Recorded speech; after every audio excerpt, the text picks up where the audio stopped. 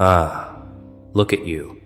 Just existing, calm, centered, not reaching, not begging, not performing, not chasing a single soul who didn't choose you first. And it's driving them absolutely insane, isn't it? Because the moment you stopped running after people who were walking away, the moment you stopped explaining yourself to minds already made up, the moment you stopped fighting for space in rooms that locked the door behind you, that's when something shifted. Something they can feel, but can't name. Something that's making them look at their entire life and ask a question they're terrified to answer. Wait, did I ever actually matter to anyone? Or was I just chasing people who were running from me too? Oh, they notice. Trust me, they notice. You think your silence went undetected? You think your absence didn't leave a hole they're now staring into every single night? They notice that you're not in their comments anymore, not liking their posts, not asking how they're doing, not showing up to events you used to bend over backward to attend, not texting first, not calling, not checking in, not caring. And that last part, that's the one that's keeping them up at night, because when someone stops chasing you, it's uncomfortable. But when someone stops chasing you and they're clearly fine, thriving even, glowing in a way that makes it obvious they didn't just let go, they leveled up, that's not uncomfortable. That's unbearable. That's a mirror they didn't ask for but can't stop staring into. You became the question they can't answer. The equation that doesn't add up, the story that doesn't make sense. Because in their mind, you were supposed to crumble. You were supposed to fall apart without them. You were supposed to come crawling back, apologizing for crimes you didn't commit, begging for scraps of attention they were never going to give you anyway. But you didn't. You walked away. No dramatics, no big speech, no burning bridges or scorched earth. You just left quietly. Cleanly, completely, and now they're the ones who can't move on. Now they're the ones replaying old conversations. Now they're the ones wondering if they made a mistake. Here's what they'll never admit out loud. Your lack of reaction is the most violent response you could have given them. Because people who play games, people who manipulate, people who use others as emotional supply, they need a reaction. They need you to cry. They need you to beg. They need you to blow up so they can play the victim. They need proof that they still affect you, that they still have power over you, that you're still tangled in the web they spent so long weaving. But you gave them nothing. Silence, space, indifference. And indifference, real indifference, is the only thing narcissists and emotional vampires can't survive. You didn't give them closure. You didn't give them conflict. You didn't give them content. You just became unavailable, unbothered, unmoved. And that is what's eating them alive. They're watching you now more than they ever did when you were around, checking your stories, your posts, your energy, looking for cracks, looking for proof that you're suffering, looking for anything that confirms the narrative they need to believe, that you're broken without them.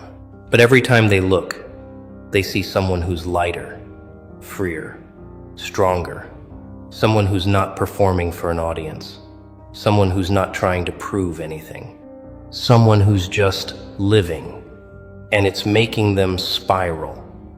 Because if you're fine without them, if you're better without them, then what does that say about the role they played in your life? What does that say about the role anyone plays in theirs? Let's talk about what's really happening here. You stopped chasing, and suddenly everyone around you had to confront a terrifying truth. Most people are only close to others because someone is doing the chasing. Most friendships, most relationships, most connections are held together by one person's effort, one person's texts, one person's calls, one person's energy, one person's refusal to let things die. And the moment that person stops, the whole thing collapses. No explosion, no fight, just silence. Empty group chats, unreturned messages, fading plans, And the person who is being chased is left standing there, looking around, realizing they don't actually have the relationships they thought they had. They have arrangements, conveniences, audiences, but not connections. You were the glue, and you didn't even know it. You were the one making plans, the one reaching out, the one remembering birthdays, checking in, asking questions, showing up, investing, caring. And they got comfortable. They got lazy. They started treating your presence like a subscription service, like you'd just always be there, running in the background, available whenever they needed you, but never quite worth prioritizing.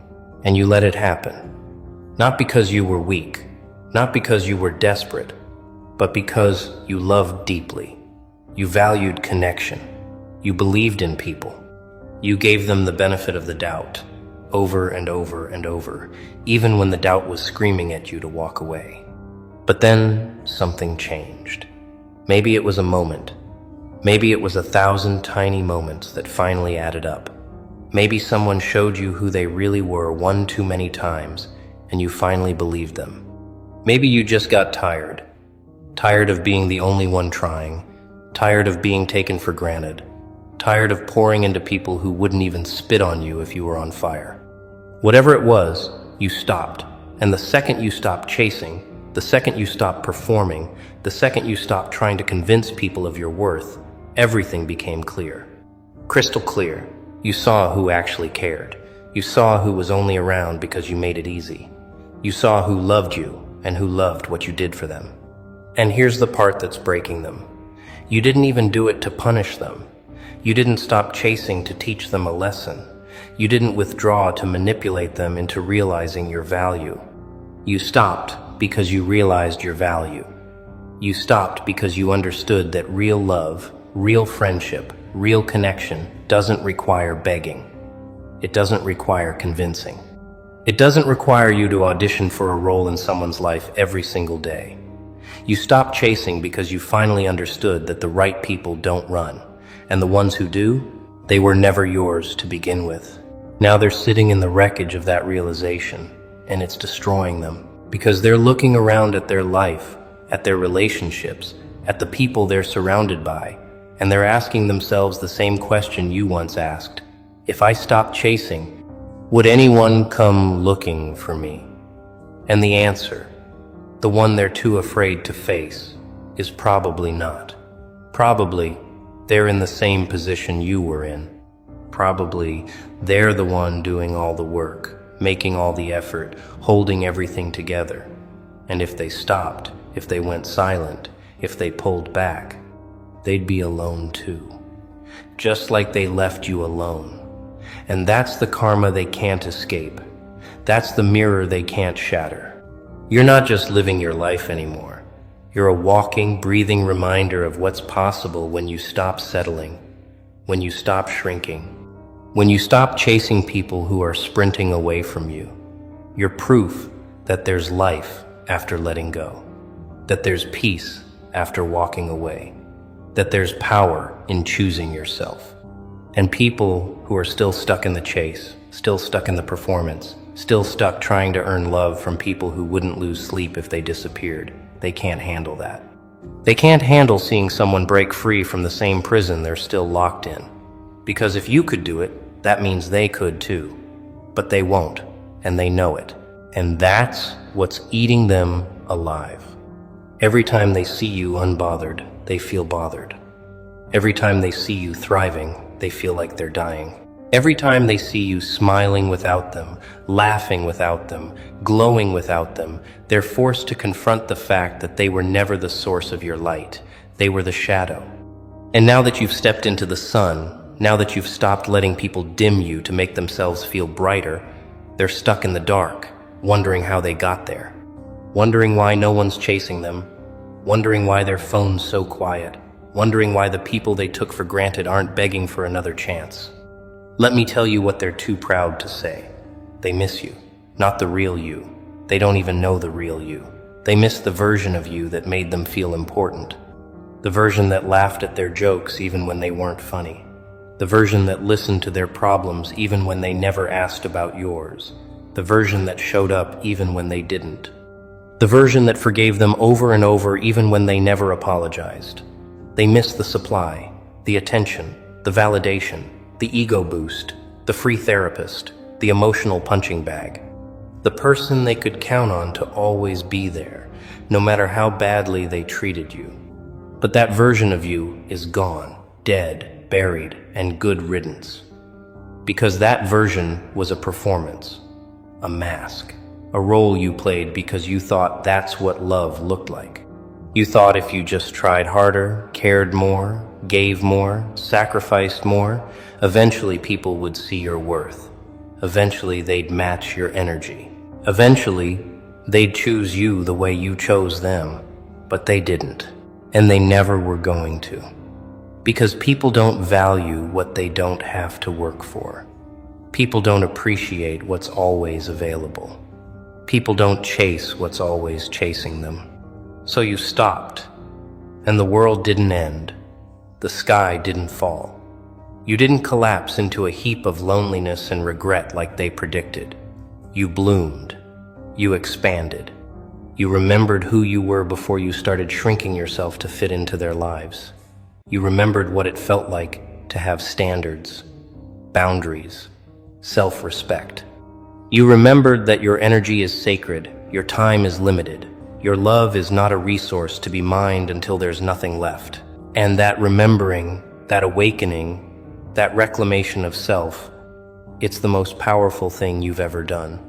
Now they're scrambling. Some of them are breadcrumbing, sending random texts at 2 a.m, liking old photos, dropping cryptic comments, trying to keep one foot in your door without actually stepping inside. Some of them are playing victim, telling mutual friends how much they miss you, how they don't understand what happened, how you just changed. Some of them are trying the jealousy route, posting about their amazing life, their new friends, their new relationships, hoping you'll see it and feel some type of way. And some of them, the really insecure ones, are talking about you, analyzing you, trying to figure out what happened, spreading theories, making you the villain in a story where you were barely even a character. But here's what they all have in common. They're reacting, and you're not. They're obsessed, and you're indifferent. They're stuck, and you're free. Because while they're wasting energy trying to get your attention, trying to make you care, trying to prove something to someone who's already moved on, you're building a life that doesn't include them. You're investing in people who invest in you. You're showing up for people who show up for you. You're creating connections based on reciprocity, respect, and genuine care. Not convenience, not history, not obligation, but actual, real, mutual love. And that's what they can't compete with. They can't compete with your peace. They can't compete with your growth. They can't compete with the version of you that finally realized you don't have to beg anyone to see your value.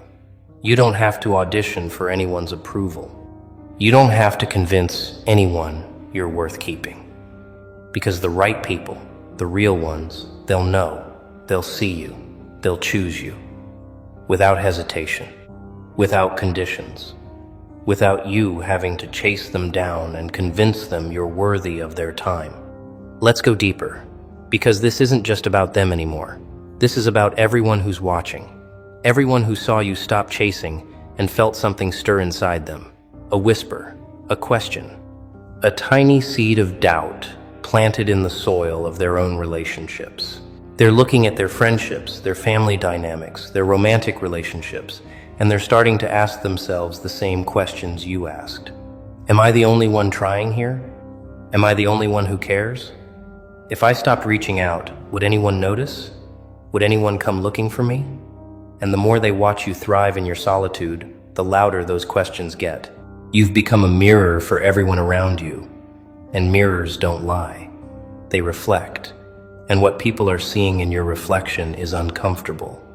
It's their own lack, their own imbalance, their own one-sided relationships, their own patterns of chasing people who don't chase them back. And instead of doing the hard work of addressing it, instead of having the difficult conversations, instead of setting boundaries and standards, and choosing themselves the way you chose yourself. They're getting defensive. They're getting angry. They're projecting.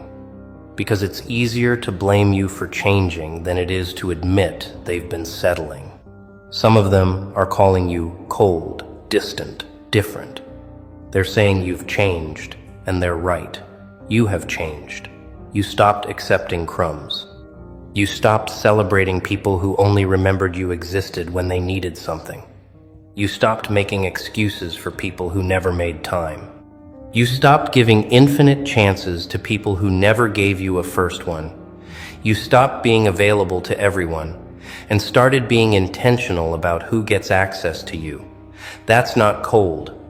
That's called self-preservation. That's called growth. That's called finally learning the difference between being alone and being lonely.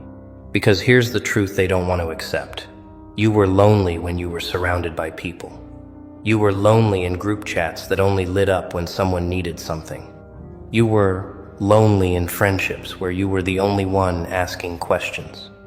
You were lonely in spaces where your presence was expected but your absence was never noticed. You were lonely because you were the only one showing up, the only one trying, the only one caring. And that kind of loneliness, the kind where you're surrounded by people but still completely unseen, that's the worst kind. So you chose solitude. Intentional, peaceful, powerful solitude. You chose to be alone on purpose instead of being lonely by accident. You chose to invest your energy into yourself instead of pouring it into people who treated it like garbage. You chose to build a life so full, so rich, so aligned that you didn't need anyone to validate it.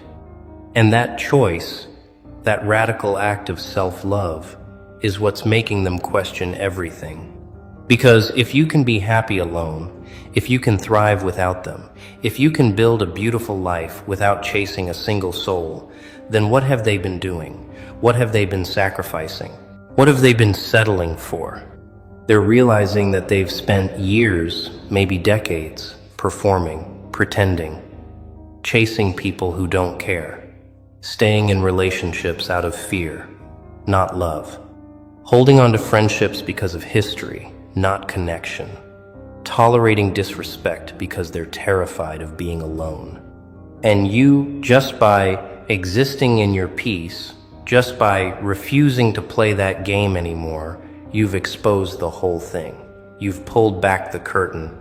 You've shown them that the emperor has no clothes, and they hate you for it. Not because you did anything to them, but because you did something for yourself. And that's a level of self-respect they've never experienced. Here's what's really happening beneath the surface. Every person who's questioning their existence because you stopped chasing is being forced to confront their deepest fear. That they're not actually as important as they think they are.